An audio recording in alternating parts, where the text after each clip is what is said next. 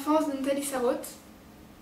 Et déjà, c'est une autobiographie de Nathalie Sarraute, justement, qu'il a écrit 16 ans avant sa mort, en 83.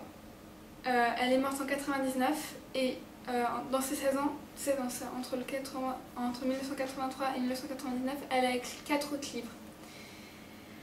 Alors, enfance, c'est son histoire, son enfance de 7 à 12 ans, qui elle exprime ce qu'elle a vécu, où elle a vécu, entre Paris, la Suisse, Ivanovo en Russie,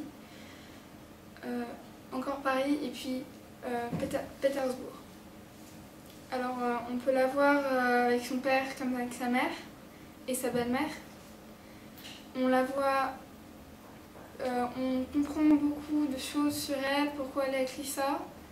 Ce qui est impressionnant, je trouve, c'est qu'elle se crée un double et elle parle avec lui, elle dialogue, et son double, il l'aide à, quand elle raconte son histoire, il l'aide à approfondir son avis sur son enfance.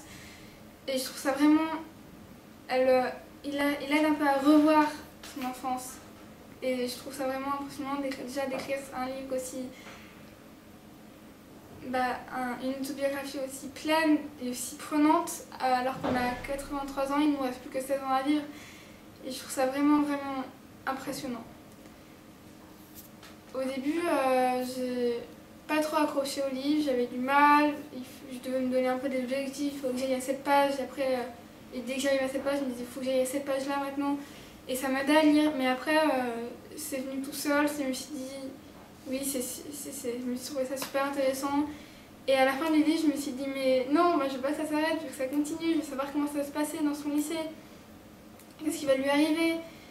Qu'est-ce qui va se passer? Je me suis dit, oui, il faut vraiment que je sache ce qui va se passer. Donc j'ai voulu me documenter sur elle.